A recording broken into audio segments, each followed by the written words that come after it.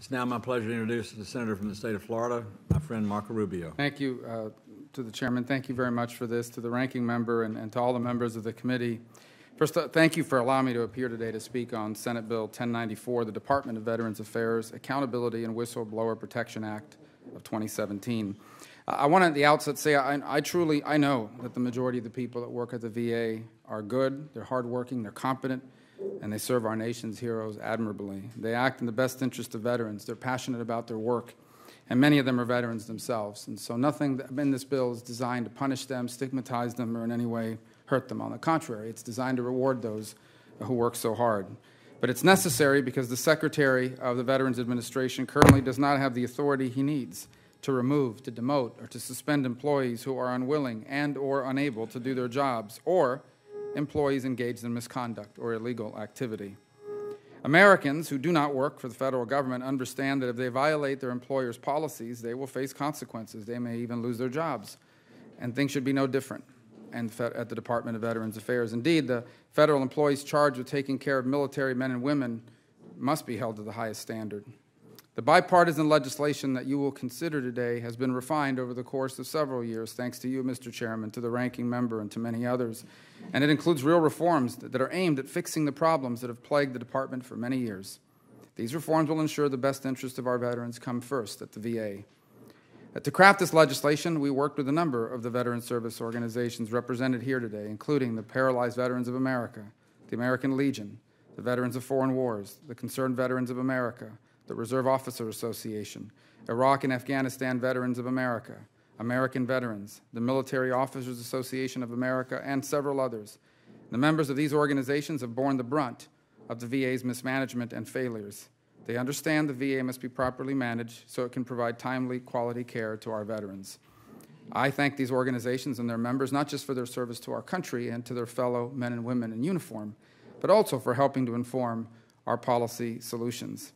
Since the passage of the Veterans Access, Choice, and Accountability Act in 2014, poor performance and misconduct by a few but significant number of VA employees has continued to come to light, and it is clear that there is sadly a pervasive lack of accountability. Just to list a few examples, one VA employee was arrested and spent time in jail for armed robbery. Another employee was caught watching pornography on the job. In my home state of Florida, there have been several instances of prescription drugs being diverted, gone missing from VA facilities. It's terrible to think that some VA employees may have actively contributed to the opioid epidemic gripping the state of Florida and the country. In all these cases, the employees involved were ultimately allowed to keep their jobs or resign with their benefits intact. Other management failures at the VA include construction projects that are over budget and behind schedule, and billions of taxpayer dollars wasted through the illegal use of government purchase cards. It is clear that under existing civil service rules and pressure from unions and others, VA leaders have not been able to hold individuals accountable for their actions. Over and over again, we've seen the VA attempt to take disciplinary action against an employee, only to see the appeals process prove so complex, lengthy, and lenient that real accountability was virtually impossible to achieve.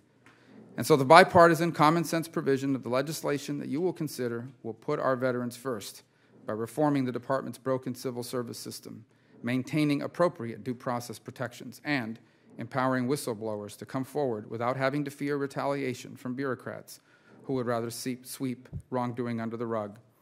Last week, Secretary Shulkin appeared before the Appropriations Subcommittee on Military Construction and Veterans Affairs, where I asked him about this bill and what he needs to ensure a capable workforce.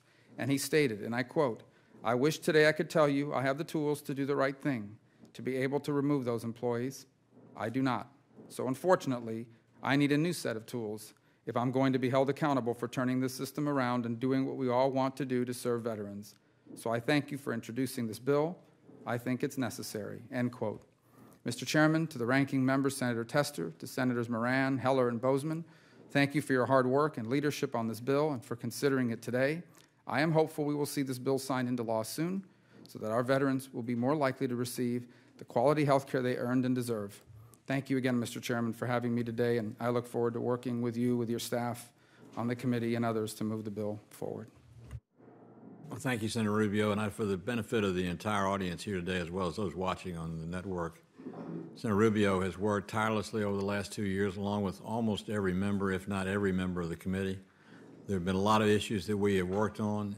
He's been cooperative in working towards those to a responsible bill, which brings about accountability and pride in the department, allows us to, for the first time, be able, as members of the Senate Senate Veterans Affairs Committee, to answer tough questions on television in terms of what we have done to keep or help prevent bad things from happening in the Veterans Administration. The rank and file veterans employees at the administration are the best in the country. They're fantastic people, but one bad apple can drag down an entire agency, even one as large as the Veterans Administration. And so I'm appreciative. I want to publicly thank Senator Rubio for his conscientious effort, and Senator Tester for working time and again to go to meetings to bring people together so we have a bipartisan bill that deals with the accountability of the VA and the employees in that agency. And thank you, Senator Rubio, for doing that.